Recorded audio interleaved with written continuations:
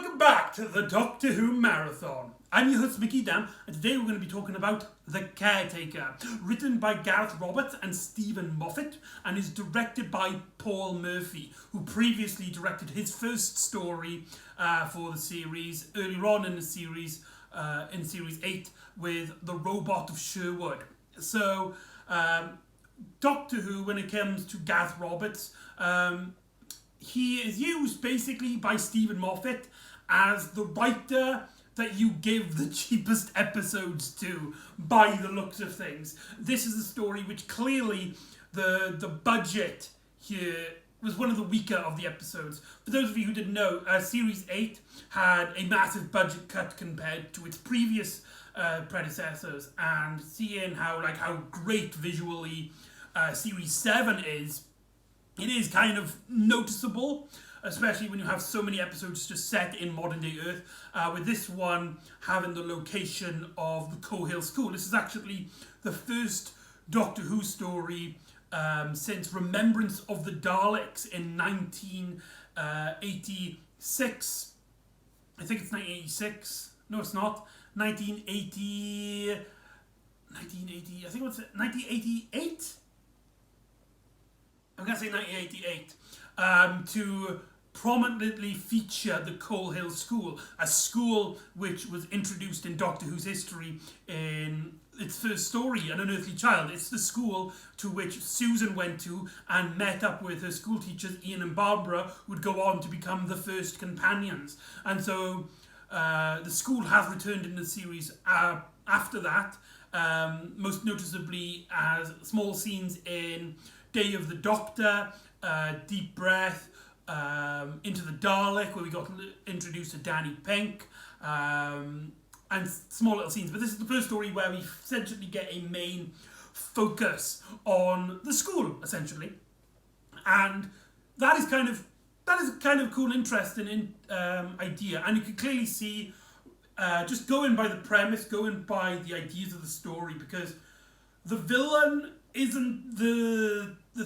main plot of the story. The threat is mainly just there because Doctor Who is a serialized story format. The Doctor has to fight some sort of creature throughout the story. The monster there, the robot that they meet, is only really there as something to kickstart the adventure. And so the main adventure of the story actually comes from the idea of the Doctor and his mission in the adventure, which is that he becomes the caretaker for Coal Hill School, which again kind of ties into Remembrance of the Daleks, where we have that scene where you have that teacher going up to the Doctor and proclaims that they need a caretaker. So maybe the seventh Doctor, who's also a Scottish incarnation, influenced the 12th Doctor's decision making inside their head to take on the mission by hiding in the school as a worker there. And it's something that has been done in Doctor Who before, most noticeably and probably more prominently in the story School Reunion. It's essentially a remake of School Reunion.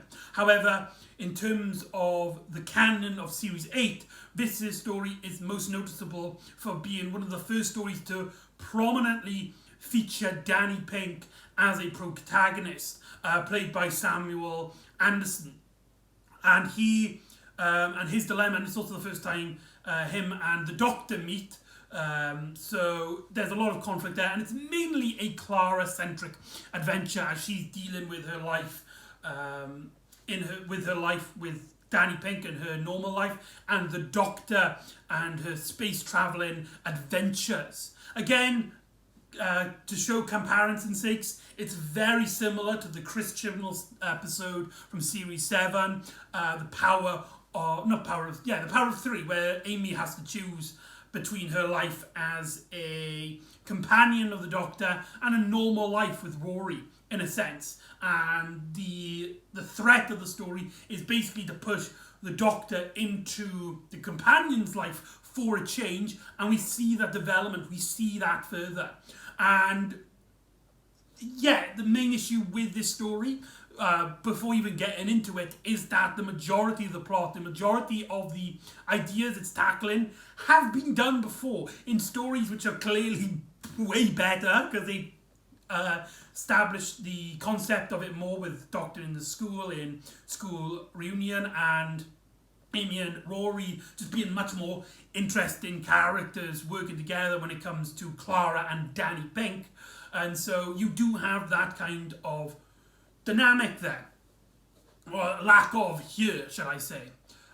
So that being said, in terms of the general consensus, this story isn't really remembered that fondly. It's usually forgotten about. Most people even forgotten it even exists, which is a real shame, because I actually have a kind of sort of personal connection to this story.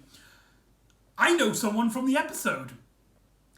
He plays he basically is a background character. He's one of the kids that Clara teaches in one scene. You could just make him out, he's in the front seat. But I know him. He's somebody I used to know too when I was in school with him, and he's a very lovely lad. I hope he's doing okay. I haven't spoken to him in a while. But I do know him, and that's just really cool. According to him, and a lot of people that I've talked to that have met Peter Capaldi always say the same thing, that Peter Capaldi just smells really nice. It's really strange, but that's like the first thing people think about when they think of Peter Capaldi when they meet him in real life. He just smells really good. I don't know what that has to do with anything. It's just extraordinarily funny.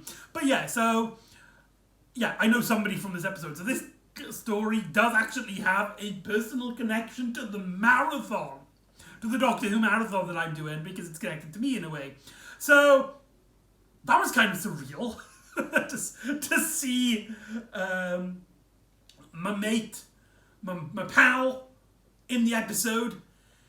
It's just so weird to see. It's just really bizarre. Yeah, but woo, out of the way. Let's get into the adventure at hand. I do really like a lot of elements in this story. One of my favourite moments is actually the pre-credit sequence where we see basically Clara jumping around through her adventures with the Doctor and Danny Pink, normal day life, as she's rushing around, going out with Danny Pink, and then she quickly swapped up into an adventure with the Doctor where she is tortured or gets herself like soaking wet, or she's in like a very hot desert, so she's like tanned, and then she goes back to Danny Pink, not really having any time to fix herself up, and Danny's kind of noticing all of these small little weird things, like how despite it only seemingly light raining, Clara seems to be absolutely dripping, and it's seaweed. She has seaweed on her. She only goes like to the toilet or something, comes back and she's completely tanned. And there's a great moment where Clara's just come back from having a very eccentric adventure, and then Danny comes knocking on her door straight away. It's like, "Are you ready for your run?" And then she's just like, because she can't let on at the Doctor, her life with the Doctor, because she doesn't really understand that Danny Pink, because the Doctor is such a weird, bizarre world. How is she going to explain that to Danny? It's an understandable, relatable concept to have this strange, bizarre world that Clara is connected to, and she can't really tell Danny Pink about it. And so that's kind of her dynamic, and she's just like, "I can't keep doing this anymore. Yes, I can do it. Come on, I can do it." But then in one day, the Doctor is being a bit strange, and I love the dynamic here where the Doctor's just like, "I've got a thing to do. You could just go fun, enjoy your time with your boyfriend.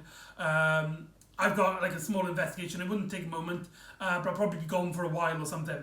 And I like the image of Clara just like, she clearly knows that the Doctor is up to something, but she doesn't understand the seriousness of the situation, so she's kind of just playing it like a bit cheeky. I like how she like closes the door and then opens the door again, and she's kind of like, I'm watching you. She closes the door again, kind of banterly, but that all kind of bites her in the ass as when she's in her work in the school the next evening. It's announced that they have a new caretaker as the old one had got ill. So the new caretaker for the rest of the school shift is a man named John Smith, aka the Doctor. And the Doctor is part of the school, and that's the pre-credit sequence. And when we get into the episode itself, I just want to note something very important here, because it does become a huge frustrating moment when you start watching the episode further and further. Danny Pink is the first one who introduces himself to the Doctor, who I'd like to say, he doesn't know anything about the Doctor at this point. From his point of view, he's just this new guy who seems really friendly, and, you know, he shakes his hand and he's just like, how you do, you know, nice to meet you. Danny has been nothing but kind to the Doctor at this point. Remember that. It's going to bite this episode in its ass. Now, I will say this. This episode is extraordinarily, unapologetically funny as hell. There's a lot of great humorous moments. And when the story is basically a sitcom focusing only on the jokes, this might be a surprise to hear, I did actually enjoy these elements of the story.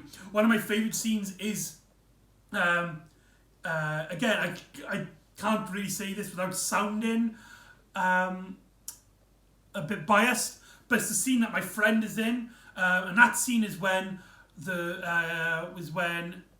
Clara is talking about Jane Austen, a famous writer, and the Doctor actually is like peeking out through the window, and Clara goes up to the Doctor and is trying to like get him out of the classroom, kind of realizing, you know, he's up to no good, he's up to investigating, which will probably put the school kids in danger, because he's bringing basically the heart of the battle of the situation into the school. And the Doctor's basically explaining, it's like, nope, that's wrong, that's not right. She was actually wrote the book a year prior, a year after.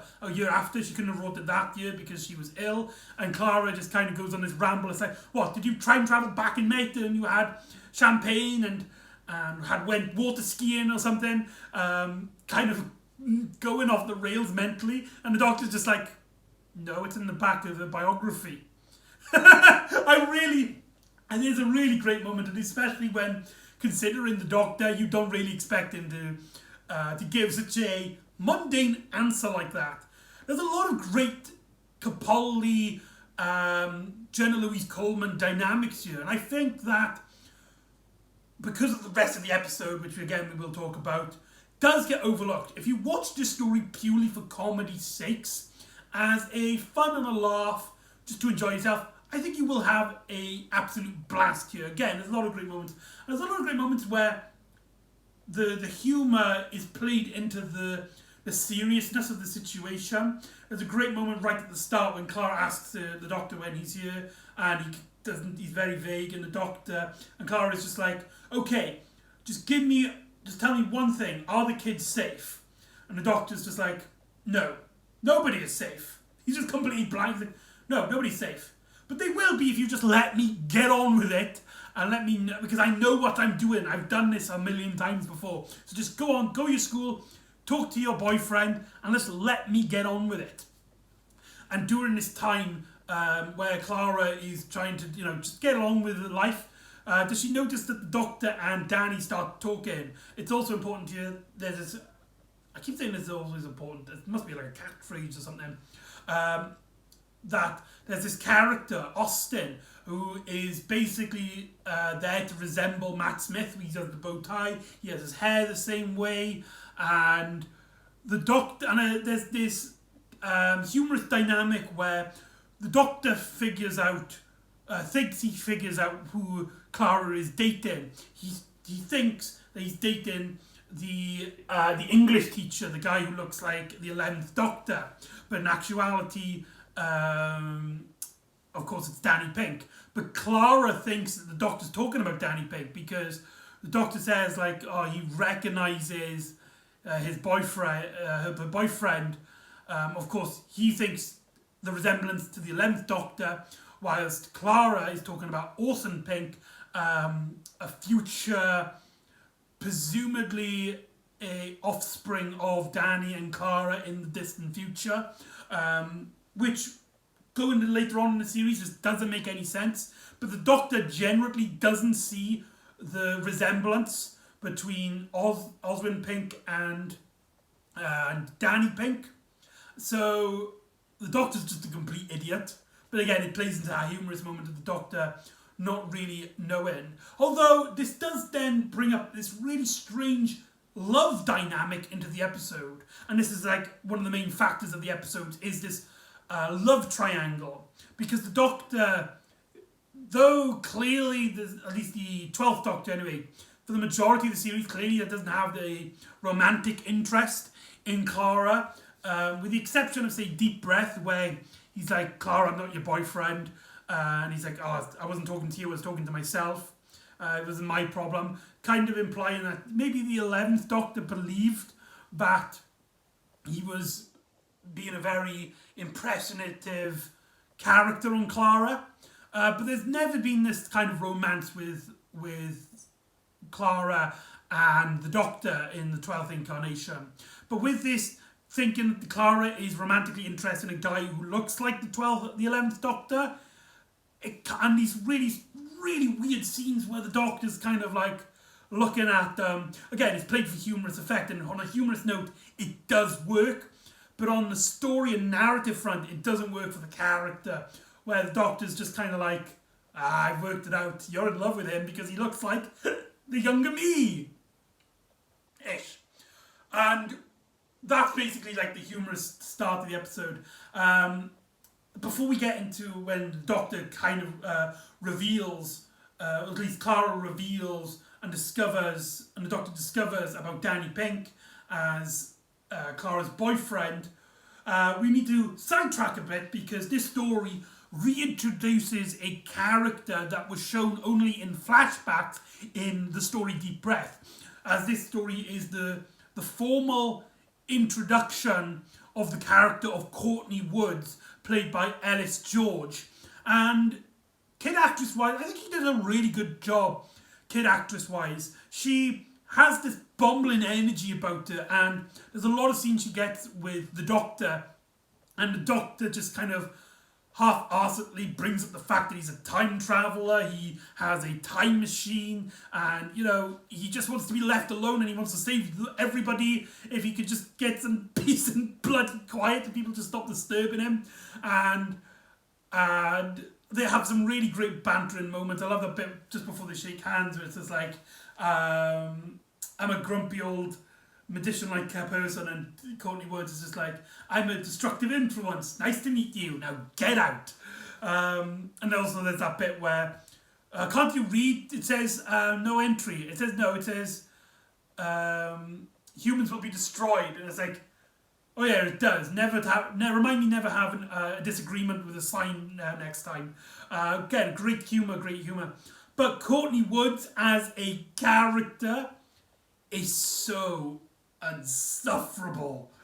Like, the actress does a great job at making these funny scenes funny, and it's all down to the actress as the character. It seems like a destructive, a annoyance to every character, laughing around, seemingly getting involved in situations that she has no place to be because the story wants her to, and that's the only, because Moffat, so I said so, situation, because it's Doctor Who, just because attitude really focuses in on this adventure, and it really just digs into those scenes, those moments. Now let's get back on track on the characters per se, because we get a scene in which the Doctor at the night has tracked this robot back to the school, and Danny kind of suspects that this Caretaker is up to no good, and so he gets involved with the Doctor and Clara trying to stop this robot, and Danny, without realising, takes off these things, believing that it's the caretaking up to no good, but in actuality it's the Doctor setting up this defense mechanism to teleport the robots into the time vortex, scattering its atoms into the distant future, destroying it forever. And so that is the plane, basically the plan, and it gets messed up. And it's here that Clara reveals that who Danny is to her. I love the portrayal of Jenna Louise Coleman when she says that she loves him, but halfway through saying it, she kind of realizes what she's saying, but she's committed to finishing the sentence. So like her voice kind of like drops in tone, but she continues saying it. Brilliant actress from Jenna Louise Coleman. However, the dynamics here just really are insufferable. Like I said, like it doesn't really work because I don't care about the relationship between Danny Pink and Clara. Although their dynamic here isn't that interesting and there's nothing much harmful to it. It's just kind of there. In previous episodes, most noticeably in his first appearance into the Dalek, and his second, I think it's his second appearance, Listen, the relationship here is so infustrable, is so toxic. It's toxic. Clara is an absolute toxic influence on Danny that I just didn't care. I just did not care. And it's also made efficiently worse with the relationship between Danny and the Doctor. Specifically, the Doctor's point of view on this. Because the Doctor takes a big, massive disagreement on this. In fact, when after they've made their combatants and Clara kind of comforts Danny to leave the situation, the Doctor's like, now you can finish the job. You've explained me to him. You haven't explained him to me. And the idea of it, the concept of it, the reason why he doesn't like Danny is because he's a soldier.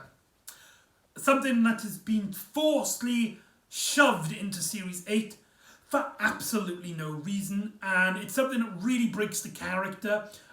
This is something I'm going to go a little bit more in detail on why this aspect, it has been brought up before in the Series 8 and will continue to do so later on. But fundamentally, this storyline, the Doctor hating soldiers, just does not work in terms of the franchise. It just doesn't work. But let's talk about just the narrative in terms of just this episode for a second. Let's just pretend every other episode just doesn't exist for the moment and focus on this. The Doctor's just completely harsh towards Danny because he's a soldier. Because he was a soldier. He's an ex-soldier.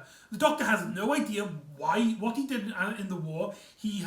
All he knows is that he was a soldier. He left the army and became a maths teacher. But the Doctor is like, he just can't take it in. Basically messing him around by calling him a PE teacher. And Danny's trying to like explain, he's like, he's not the PE teacher, he's a math teacher. And the Doctor's just like, nope, can't see it.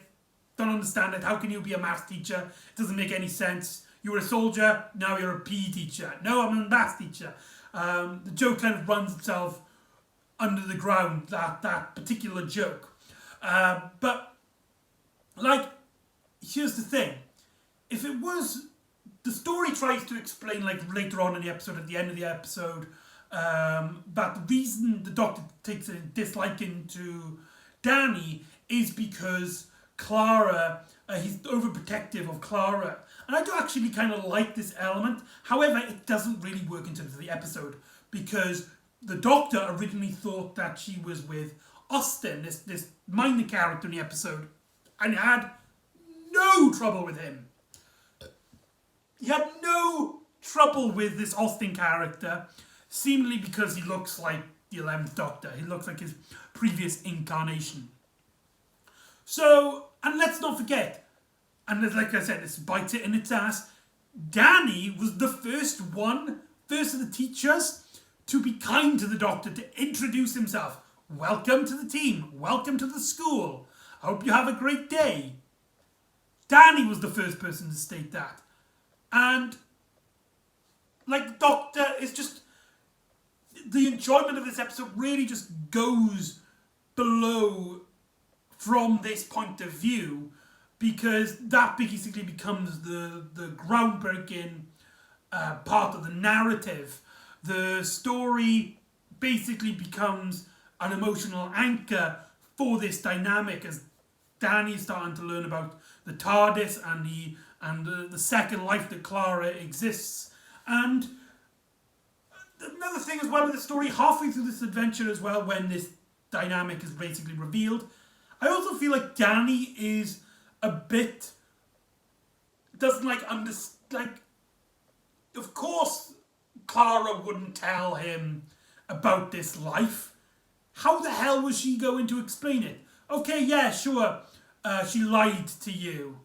But, like, you know, like, what she's saying is absolutely bonkers, right? You know that if she just came up to you and just said all of these things, like, Danny would just have been like, okay, she's gone absolutely mental. And the only way Clara would have been able to show him is to take him on adventures and get him into danger as well. I can understand what Gareth Roberts and Stephen Moffat were trying here. You know, it's the fact, you know, she's lied to him, and, you know, there's that lack of trust. But here's the thing, throughout the series, that trust has never been really there. Like bloody poke fun at him for shooting people in the soul and crying about it afterwards. Her own words, it's just downhill from here. It's downhill from here. And I can understand from this point of view, in terms of this episode, why this story is not remembered fondly. Again, it pains me to say this because I know somebody who has a cameo in this adventure. But let's talk about the larger canon of the series and the Doctor's relationship with soldiers. Like I said, in Series 8, they tried to force this dynamic of the Doctor not liking soldiers. It was most prominently shown in Into the Dalek, where he was just clearly had this distrust, this disgusting attitude towards soldiers. Not just brutal soldiers who has a one-track military mind, who just thinks about killing and destruction and winning the war, but anybody who is connected with the word soldier. Like, he meets that Orson Blue in that adventure, Journey Blue, in that adventure, and that episode ends with her saying, it's like, can I join? And the Doctor's just like, I would have loved you to join us, but sadly you're a soldier, and I cannot deal with soldiers. And he kind of buggers off.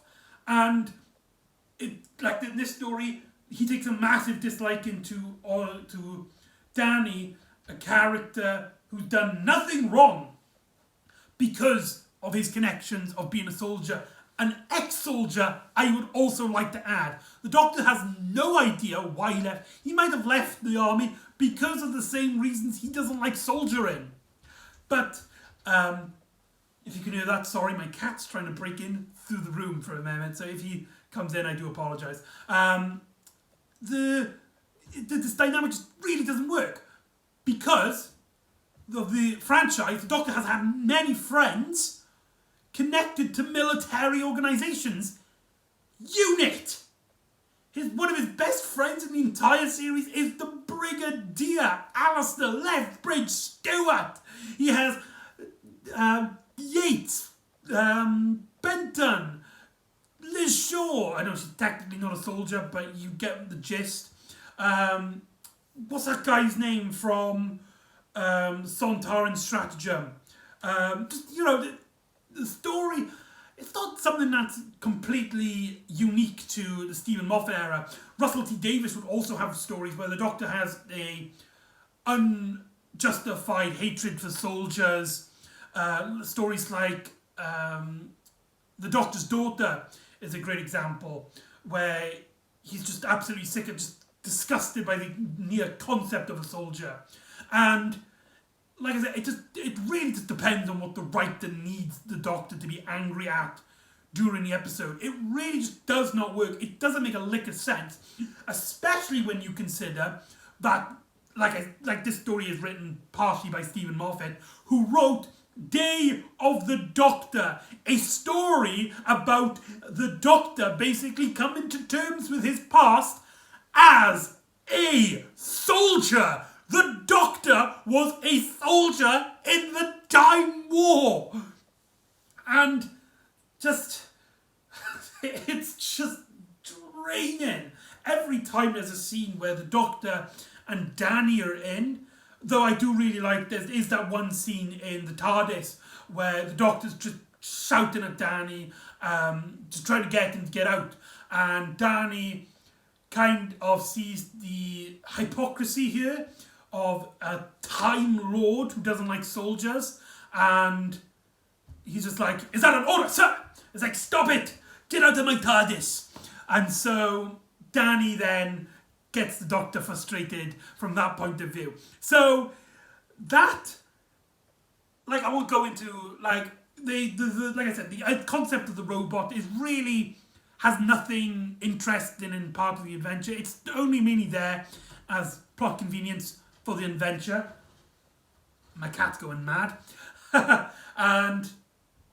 And there's also, again, at the end of the story, there's a little, like, scene that ties into a larger narrative in Series 8 revolving around the afterlife, where we see a policeman who was killed earlier on in the episode. We see him in like an office space, and he kind of realises, like, hold on, I died in that moment. And we also see Missy, a character that appeared in Deep Breath and Into the Dalek prior, a character that just kind of appears to people seemingly in the afterlife, which is not that interesting. It doesn't really connect as much, and really just you can just forget about it. So anyway, that is The Caretaker. Overall, not a good story. It's not a good story. It's a funny story. If you're going to watch this story for a joke, for a humorous, not for a joke, like the jokes here are generally funny. If you like comedies, you'll enjoy this. But in terms of a grounded, much as a Doctor Who story, as a story you want to get interested in the characters in, fails on a massive degree. And Caretakers is probably one of the weakest stories, not only in Series 8, but in the 12th Doctor's era as a whole. And the fact that this series previously had Listen, one of the worst stories that I've ever seen, this Series 8 isn't looking up to looking great. The start of the Capaldi era isn't looking too great at this moment. So anyway, that's The Caretaker. So join me next time where the Doctor makes Clara choose a very big decision in her life as they go into the distant future and they discover a mystery about one of Earth's biggest its only natural satellite. So join me next time for Kill the Moon, and I'll see you next time on the Doctor Who Marathon. Ta-ra!